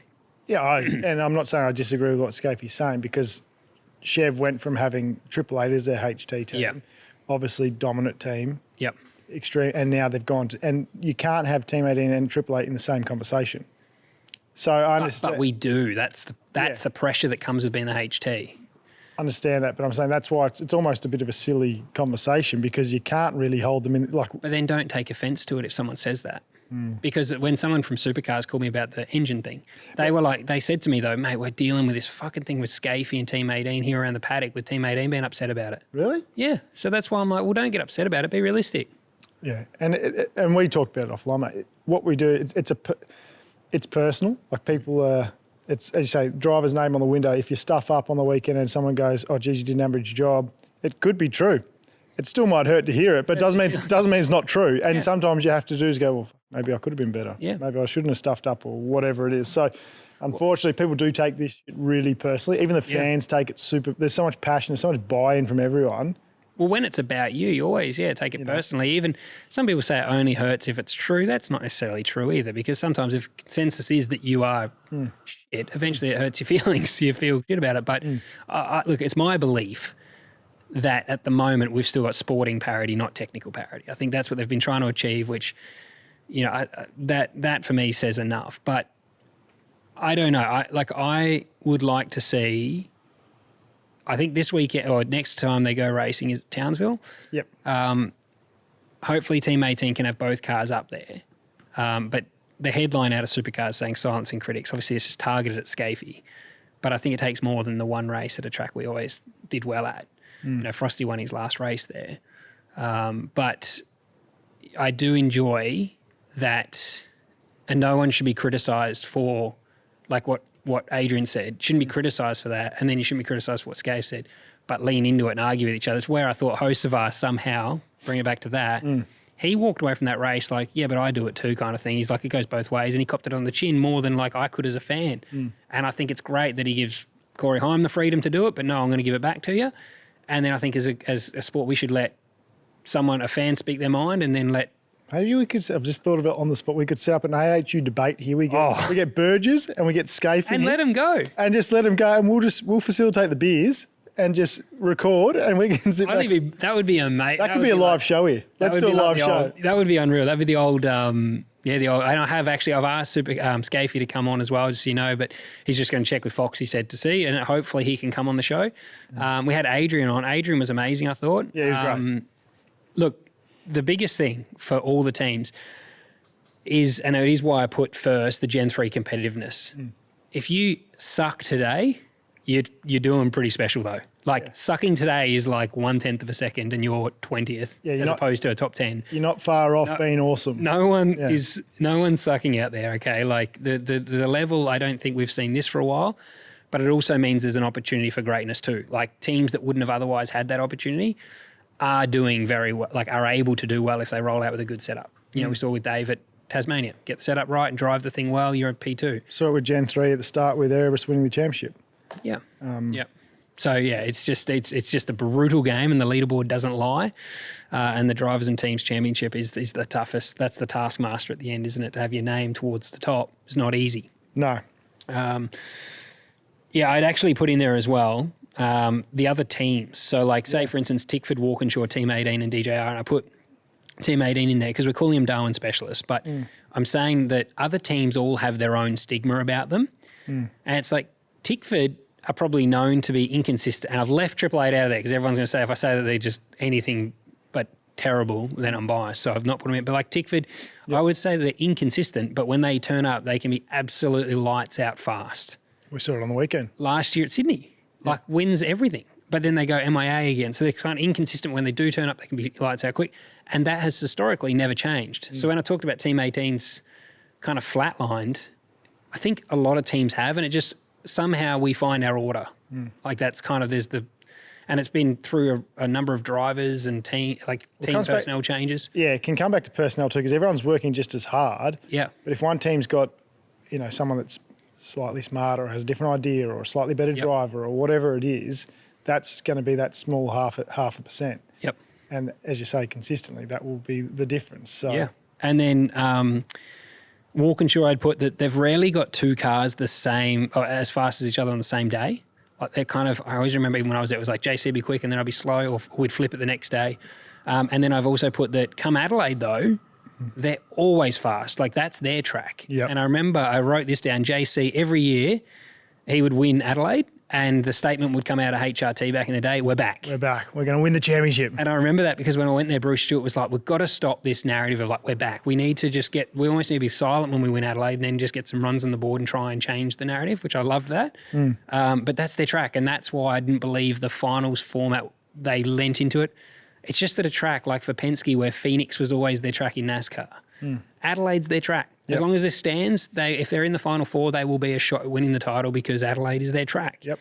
Team 18 Darwin specialists, DJR, generally struggle with the exception of Team Penske days, but it's across the season. I think they have, again, they're kind of like Tickford, have really fast weekends, but they're the ones I think if they had a strong driver lineup at the moment, the way Brody's going, they would be, I think, a Penrite right now. Like they're the ones that I would putting Triple Eight on the back foot. When those two teams turn up, Triple Eight's behind them at the moment. I would agree with that. I think if a team's going to change a narrative on, or what we're saying of their trajectory over the years, I would say DJR's the next one to do that. Yep. Obviously, as you point out, mate, they've got a rookie in one of the cars, so that obviously hurts their team's points. So it's hard to actually tell. But Brody is consistently, I would say this year, they're more consistently turning up. Yeah. With a top three car every round, or at least finding their way back into the top three. Yeah. Yeah, he is doing an exceptional job, I thought, especially, I criticised him after Sydney, and then Jesus, he put the boot up me because since Sydney at round one, I think he won, didn't he? He won at Grand Prix straight away, but he's shut me up and he's doing a great job. So they're one that could change the trajectory. But I thought there's some teams there. This isn't a beat up on anyone, and hopefully individuals don't take what we say personally from any team. And this is like, I guess they will, but this isn't criticising anyone. This is us at the pub talking about something we enjoy. What we see. Walkinshaw's reliability. Chazzy had an issue again with, not again, I think it might be his first one this year, but they had one with... Woody had an engine at the Sydney... He had one at Sydney, right? Was it? No, Christchurch. Heimgartner had one. Yeah, I was with thinking the Toyota motor. Yeah, that's right. And I'm not sure what Woody's issue was on the weekend. Power steering. It was power steering, was it? Yeah, is what they said. Not engine related, which is good, but I just put a question mark over their reliability, hopefully. Yeah. It was for poor Chaz, like on the bubble, those sorts of things. It's a lot. He was doing well too. There's points that you lose there that might actually put you out of the 10. And he's someone that will be, like last year, a contender, I think, come Adelaide if he's in the Final Four. Oh, yeah, the back half of the season, those tracks too, especially street tracks. And I know Walkinshaw historically go really well at Adelaide, but Chaz too, as a driver, is always very good at those style of circuits. Yeah, like max attack, and we saw it. I think it was Gold Coast last year, I think it was, where he dominated. Yeah. That's some of the best driving I've ever seen for like just quali laps, scraping mirrors, scraping mirrors down the wall every lap and not making a mistake and being that perfect. Like, yeah, he's very good at that stuff. So yeah. There's not really anything in that. I just put it in there as a note. T8 struggles. I've also put in there all high standards because for Brock, he was the one that probably struggled the most for me, but the progress was there across the weekend. 14th was his first. So he qualified 13th, 6 and 4. Yeah, and then in the races he finished 14.75. Yep. I guess most people finish roughly where they qualified. He actually went backwards in the first race, but I thought they made progress across the weekend on that car. But for Will, he's actually had... He actually went backwards in every race looking at that because he qualified 13th, finished 14th, qualified 6th, finished 7th, qualified 4th, finished 5th. Oh, yeah, we lost a spot. And then Will, I actually thought, and he might not like me saying this, I actually thought that was a solid weekend for his runs recently. He got in the races, he finished 5, 5 and 4. Well, you always move forward, which is positive. Yeah. So I do think it struggles, but they're probably still the second best team for like Penrite. I put in theirs. I mean, they just had the best weekend their performance I thought was unbelievable. And then that race where Kai won, I was out and I was watching the race and ended up going home and watching the whole thing through, because every time I checked back in at the end of the day when he was leading, the gap was like half a second a lap he was putting on cam, and I'm like, how has this happened? Like, it wasn't even really a tyre offset. He was just that fast. So Kai qualified. I'm sure I've put that right. No, I've put that wrong for qualifying. But the races, he finished 2, 1 and 6, which is great. Payne finished 3, 4 and 2. And their qualifying, I must have got, for some reason I put Kai's qualifying the same as Maddie. So one of them got 3, 3, 2 in qualifying, which is, I'm pretty sure that was Maddie. But their qualifying and race pace across those two cars was the best. Yeah. Brodie, as a team, you've got Cam, who had an unbelievable weekend. He qualified 4th, then 1st and 1st. He was 2nd in qualifying, but got the pole in the top 10 shootout. He remembered. I saw him. Yeah. Did you tell him that? And he goes, I remembered. I said, I'll be mentioning it. I said, as soon as we bring you up on the show, I'll make sure I mention it straight away. I felt for Thomas too, because Thomas said, I'll be off the forgot am I? I said, no, you'll be right tomorrow. And then unfortunately he never turned up to race. So I might have jinxed you. Sorry, Thomas, on that. I did. I messaged him and Brodie actually see how they were going. Thomas just had a tough weekend. Like, that's a hard one to get over as well, because you never want to be sidelined. And as a driver, you always, I don't know, it's just like you feel like whenever you're not in the car, you haven't got an opportunity for success and you're going backwards. Yeah. So that, feeling I felt for him, and it must have been bad. Like for him to go back on the drip after qualifying and then get ruled out by Dr. Carl, it must have been really severe. So he is still, I think, a bit rough. This is Thomas talking about. Thomas I'm talking about, sorry. I haven't heard back from Brodie. Yep. He has it's his back, I think, that's caused the issues. I think he was, this is what, I was speaking to Andrew Edwards, and Will had told him that I think he was so sick, he was coughing so much, got his back. Whether he's popped a rib or done something quite severe there, he was in a lot of pain. So his was bad. But yeah, back to Triple Eight. Definitely it's tougher than it's ever been for them. And I do think that is a nature, though, Gen 3 right now. Can't make your own parts. I think these guys and girls at other teams they're all doing such a good job. It's easy to have a weekend like that. It's hard, I guess, driving there. But I don't mind seeing it, because we see opportunities for success for anyone that turns up on the day. If you turn up that day and you do good pit stops, the car's fast and the drivers execute, you can win a race. You've got like equal opportunity for success, whether you're in a small team or a big team. And it's kind of cool to see T8, like with Brock, the progress he made across the weekend was kind of, it's good to see someone have to work like that, 14th, 7th and 5th in 3 races. It's not easy. It doesn't matter how good you think someone is or how good a team is. It's bloody hard work, and this team's doing a good job. Yeah, it was a strange weekend for, like, just as a fan watching. Like, it's probably the worst weekend for speed, as in results, that we've probably seen them have for, it'd be a while. I know. To not see a Triple Eight car at some point on the podium across a 3-race format. Yeah. That's probably been a while, I reckon. Yeah, and it's hard, because I don't understand why they've switched from the Chev, where in the Chev days last year, like, they were the only Chev team doing well, and then they were followed by like Ford teams. So you would have thought, they'll get in the Ford and be more competitive, because no one else was able to make the Chev go fast like they were last year. But the other Ford teams, that's what the shift in balance must be, a lot that they haven't found the sweet spot with it yet. Yeah. You know what I mean? Like, it must be I know Gen 3 have small windows. They're looking, as you say, they're looking for the balance shift is half a tenth. Yeah. And they're on the money. Well, Will qualified 9, 11 and 6. And no doubt that one where he qualified 6th, there's probably nothing in it. Oh, big bugger all. Even the 11th, like, you look like a wobbler in P11. He's probably thinking, I'm not even in the top 10. And the gap would have been mine, yeah. Would have been small. But look, I don't probably sound like I'm jerking off Gen 3. I don't mind it. I seeing someone qualify 3rd one day and 20th the next day because you don't quite get it right, I'd much rather that than someone cruise around a P1 with average laps sometimes and just going, well, I've got the fastest car in the lane. This is where I had someone who's very experienced in the sport, engineering background, driver background, knows their shit. They actually rang me a couple of weeks ago and said, Gen 3 is the perfect time if you were ever to want to make the sport more exciting, and let's just say you were ever going to not have certain rounds where you don't do qualifying. Gen 3 is perfect for it because you've only got a 3/10 split across the whole field sometimes at certain circuits. You know, like at a Tassie, at a Darwin even, you could literally do rounds where you could just turn up. Random draw is where you start race 1 or something like that because the gaps are so small. It's not like the old days where there was 2 seconds front to last. And it would just be exciting. Yeah. Because the gap is so small. Like, no, as you say, every driver's doing a great job. No team's doing a shit job. It's just tight. Yeah. Well, and the weekend was really good, actually, just having the one practice session. And practice is for the competitor. It's not for the spectator. So, like, you don't really need They don't need practice. Commercially, I don't know that it adds much. I know that, like, on-track time probably helps with spreading the cost of broadcast. Put an extra race in, though, for that half an hour. Yeah, but the problem is they keep doing that, and then it just ruins the entire calendar. Like, why have we got 3 on a weekend? It just means we've got 5-week breaks. Oh, yeah, I'm saying If you put 4 on, they'll go, we'll do less rounds because they've got... I'm saying if they have to, as an example, have 5 sessions across the weekend on track. use the support categories, though. They're the ones that should be getting uplifted. Like...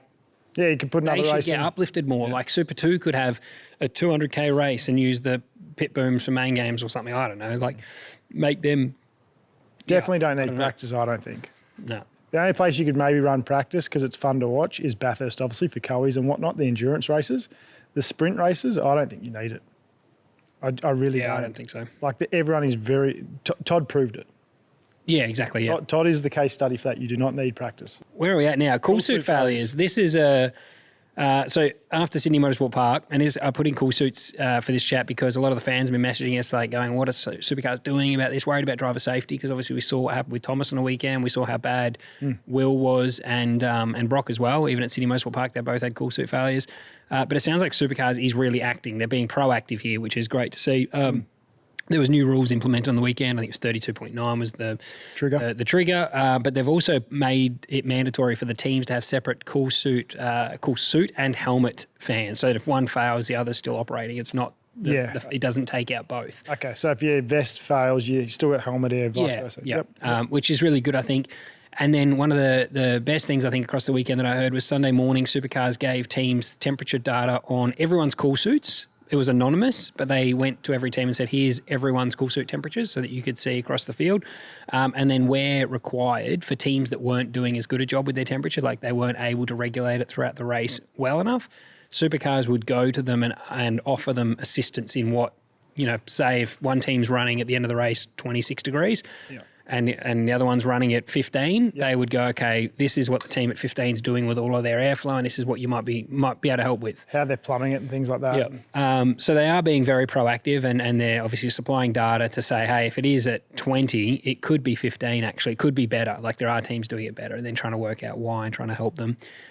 Teams need to take responsibility for it too. Don't just slam Supercars and say it's a safety thing. I think it would be great to see a controlled air conditioning unit if the cabin temperature gets over a certain amount and they are pulled out of the race or something, but that's not happening at the moment. We've got the cool suits in place and Supercars are being proactive.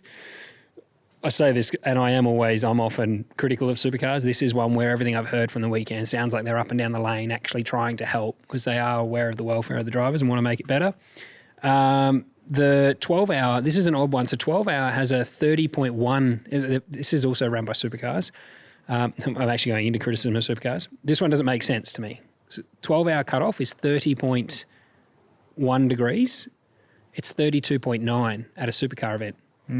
So they should be the same, even though I know GTs run an air conditioning unit and stuff. Yeah, they might run. I agree with you. It should be the same. It may be because maybe they're running off the SRO rule for that. But ours should still be the same. It's still like we should make ours lower because Thomas Randall was 1 degree off triggering it and he couldn't race on Sunday. So I think there's a merit there that we should be maybe off the SRO rule then if that is what it is. But there's a discrepancy between the two events, both run by Supercars. So that's one that maybe we could tweak is lower that. But there's not really a clear penalty if your cool suit exceeds 25 degrees. So 25 degrees is the cutoff if it's 32.9. 32.9 degrees ambient. And your cool suit exceeds 25 degrees, you've got to come in.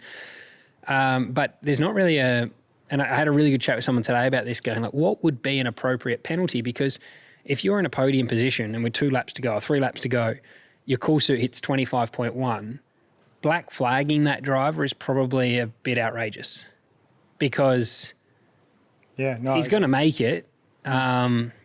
So where do you draw the line? Well, that's the Does there hard, need to be a grey area? well, that's the hard thing when it comes to health and safety rules. Unfortunately, they just can't have a grey area. And unfortunately, if you're running first and it's 2 laps to go and it triggers that, Yep. like, what do you do? Like, sometimes it's shit.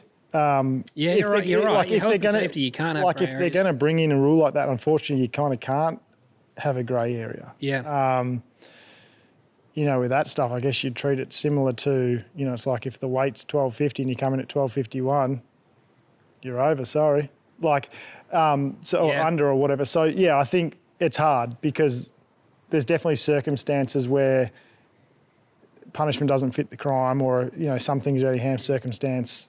But And you can't. That's motorsport sometimes too, right? Yeah, and you can't go and negotiate with the teams, because the teams, like, people say, well, why don't you just pit? There's no way I'm coming in. And I've passed out after the race. Gold Coast, my cool suit failed in 2014 or 15, and I passed out after the race because really when the cool air hits you, that it all comes when you stop home. And it is bad, but there's no way. Like, I was pounding around. I was in a good position, but I remember pounding around way off the pace, just thinking, like, I've just got to get to the end. And I remember, like, you're closing your eyes because it feels so good to just fall asleep for a bit. and that's the thing. You look back and you're like, oh, my God, I was falling asleep. You know, when you just wrecked and you shut your eyes because it feels good. I was passing out. But luckily I made it. But I'm like, I never crossed my mind that I've got to stop, because you're in a fight. You're like, you know, so try and imagine you're in the ring with someone and you can't just throw the towel in. Like, you've got to keep going. And also, people do look at you as if it's a weakness. If you come in, well, I think people, that's the problem. Crew and everyone. Like, I remember one crew, this was at Team 18. I had a bunch of power steering failures in a row, and one driver who was with me at Bathurst, we had a power steering failure at the start of the race. It was intermittent, so it would surge. He's going across the top of the mountain and the power steering kept failing. That driver who was with me that year pitted, got out of the car and was like, it is not safe to drive. I can't drive that thing. You know how many of those crew members called him pathetic and was whinging because he wouldn't get back in the car, how hard we work, and he won't even get back in and try. And I went around, I'm like, guys, like, this is actually, like, he could kill himself. He could kill himself in this instance. Like, it's not a joke. We're not playing games out there. So it's sad, but people do look down on you if you quit. And I think that's why... And that's in drivers. We won't quit. No, and I think that's why the sport would have to have a hard and fast rule that if it does, I'm sorry, meatball flag, got to come in. It's got to be out of our control. Because a driver you're not going to back down till you pass out and crash. And a team is also going to do the same. Like, no, man, we're not pulling this thing in. Yeah, so you need to take it out of the team and driver's hands, because 100% there's no way you're backing down. Yep. One team has bought a pump that the NASCAR teams are using, because I actually chatted about this on Murph's pod yesterday. So I can't believe, like, I haven't heard of teams yet having the ability to pump the water out of the cool suit yet. I know Randall's, from what I heard. And it was someone from Supercars that told this team owner yesterday I spoke to that the water wasn't in the cool box, but that doesn't make a difference because it was still in his suit. Yeah, the suit, it's the stuff pumped on you. He's effectively inside the kettle. So we need a way to actually back pressure the cool suit to blow it out and get it. So there's 2 plugs that go in. It's to circulate the water. You almost need something that pressurizes to plug it into one side of the cool suit and blow it out the other. Yeah. And this team owner's bought one that a NASCAR team has. So they actually have the ability now, if during the race the cool suit fails, during the pit stop, or if he gets black flag, they can give the driver that canister and blast the water out of the suit, and then it would just be like wearing Nomex. Yeah. So then at least if it is below the 32.9, he can continue racing. Takes the hot water off the body. Exactly, yeah. I hope other teams start to get those. Personally, I just hope by the Enduros it's fixed. Yeah. But it is something that Supercars are proactively trying to. It's good to hear that help. that they're out there, like, trying to sort it and fix it. Yep. Rather than just sweep it under the rug, so that's great. Yeah, exactly. One of the notes, so results-wise, Brody, I thought, did a mega job on the weekend. Disappointed not to see him out there on Sunday, because it would have been cool to see what he could have done. Didn't quite have the race pace to match his qualifying speed, but definitely seeing Brody in unreal form at the moment. He's doing a very good job. Cam Waters, definitely he wins the Who Remembered. He has well and truly turned up. And well done, Cam. 4-1-1 was his qualifying, and 1-2-3 was his race results. I mean, this doesn't actually get really much better than that. So it got worse as the weekend went on, you're saying? Well, I guess, look, okay, in the races, if you want to be a jerk about it, there you are upsetting people again. Cam's probably going to call me now. But Cam's Elliot's problem? He's got one of each didgeridoo colour. They didn't even paint those didgeridoos, did they? Oh, were they not painted? They just look like bare timber. Oh, I assume they would have been different, like for first, second, third. I don't know. Everything I saw of them, they just look like bare timber. Like I at least liked seeing the artwork on them. Like they were usually fully designed. Yeah, These right. ones look like bare timber. I didn't actually see them. I saw they were didgeridoos, but I didn't Yeah. see what was on them. Yeah. But yes, so he's got 3 didgeridoos after the weekend. Kai Allen, second, first, sixth. Kai was great. I called it. You're welcome, Kai. And obviously Anton getting the win at the end was also a great job as well. Yeah. Getting Yep. the dub. And then the only ones I put on there was Chaz and Woody were doing well. Like 8th and 7th were Woody's finishes with a failure in the middle. And then 7th and 6th was Chaz's and an engine failure at the end. But I didn't know what, at the time of writing this, I didn't know what Woody's engine failure was. So That's just what I heard on the telecast, so I assume it's accurate, but I could be wrong. So again, like, people will say that doesn't look amazing for a top team, but I think for Chaz, like 7th and 6th, you're not far out the window to be on the podium at that weekend. They're going to be contenders come the end of the year. Chazzy, though, he is on the bubble. I think he's only 51 points inside the bubble. If they get in, If he has one more issue, one more failure, I guess, you could make it difficult for yourself to get in. Imagine if Chaz doesn't make top 10. I reckon I'm going to call it early. I reckon Chaz will go real well at Townsville. Yep. That's one I can see him getting a win at, a dub. It was the closest we've seen to him and Woody, I thought, in a while. I thought Woody for a while has been a little bit quicker than Chaz, but there wasn't much in it between them on the weekend. Yeah. If anything, Chaz had the upper hand on the weekend. Yeah. Driver standings.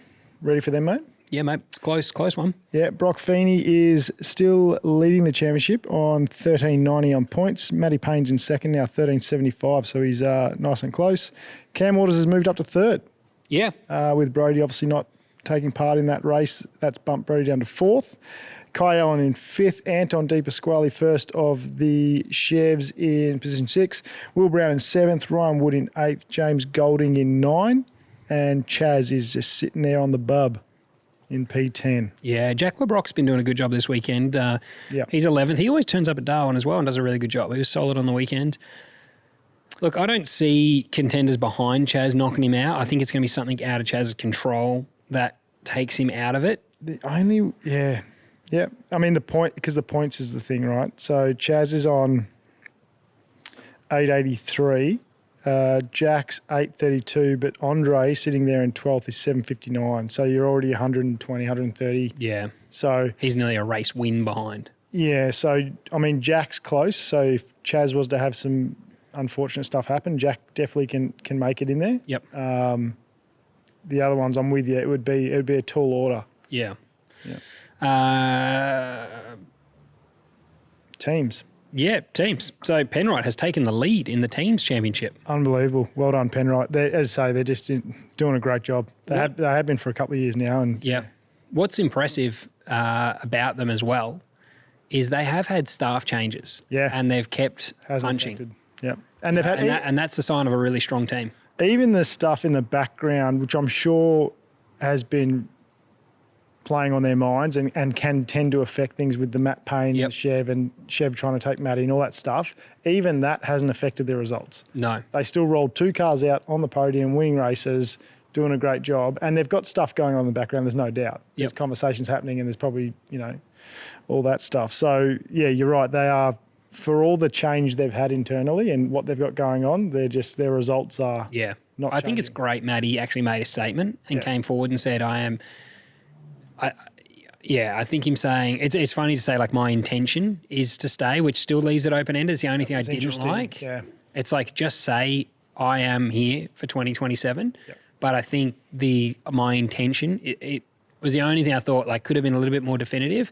But I think it's good that he did come forward, though, and say that, and hopefully silence it a little bit in the background. Because surely it's even for the crew, like, having that over them, like, thinking about who you're replacing him with. Uncertainty shit. Yeah, and we see how difficult it is for a rookie to step up. So who would you take to replace Matty Payne right now? If it was me and I was having to call the shots, let's say Matty was out of that seat. I have one right now, actually. It's just come to mind. Go.